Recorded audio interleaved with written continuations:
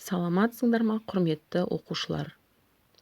Бүгін біз қазақ әдебиеті пәнінен отбасы құндылықтары тақырыбындағы 4-ші бөлім бойынша Тынымбай Нұрмағамбетовтің анасын сағынған бала әңгімесін оқуды жалғастырамыз. Бүгінгі сабақтың оқу мақсаты әдеби шығарманың жанрына қарай фабуласы мен сюжеттік дамуын сипаттау. Сабақтың мақсаты оқушылар Тынымбай Нұрмағамбетовтің анасын сағынған бала әңгімесінің фабуласы мен сюжеттік дамуына талдау жасайды. Бағалау критерийлері: әңгіменің мазмұны бойынша оқиғаларды сюжеттер желісімен орналастырады. Әңгіменің сюжеттік дамуын анықтайды. Ең алдымен үй тапсырмасы бойынша төмендегі түрткі сұрақтарға жауап берулеріңізді сұранамын. Бала анасын неге сағынады? Авторы әңгіменің тақырыбын неге бұлай атады?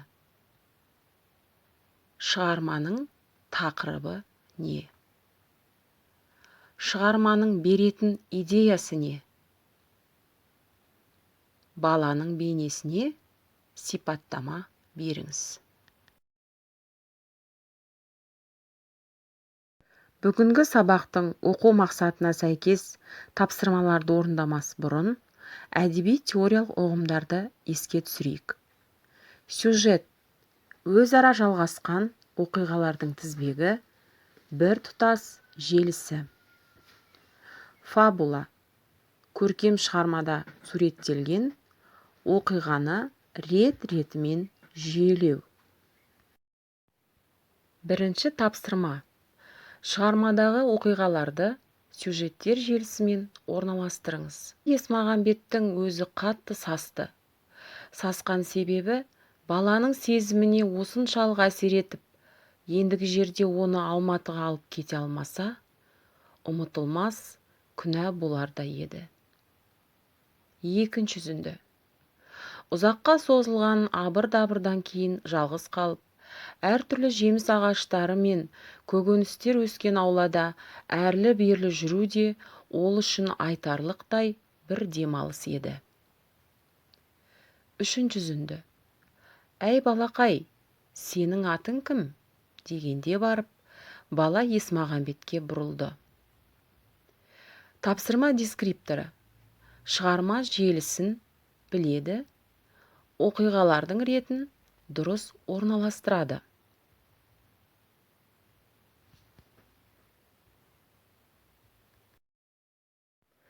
Тапсырманы орындап болсаңыздар, дұрыс жауабын көруді ұсынамын.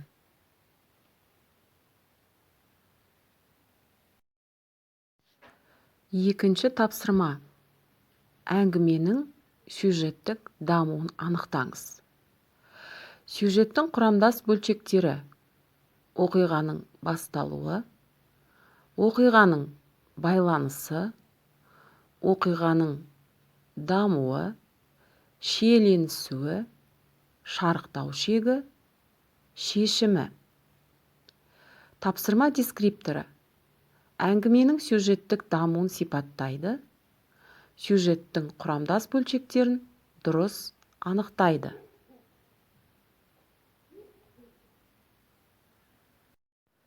Құрметті оқушылар, бүгінгі сабағымызды қорытындылай отырып, сіздерге тазалық ойынын ұсынбақшымын. Өздеріңіз оқу мақсатына жету үшін бірнеше тапсырмаларды орындау барысында жаңа ақпараттар алдыңыздар. Сондықтан бұл ойынның шарты бойынша, егер сіз үшін бүгінгі сабақта алынған ақпараттар, мәліметтер өте құнды болатын болса, бірінші сандықша суретін таңдайсыздар. Егер де бүгінгі алынған ақпараттар мен мәліметтер сіз үшін әлі де толықтыруды қажет ететін болса, екінші еттартқыш суретін таңдайсыз. Егер де сізге бүгінгі сабақтағы алынған ақпараттар қажет болмайтын болса, үшінші суретті таңдайсыздар. Назарларыңызға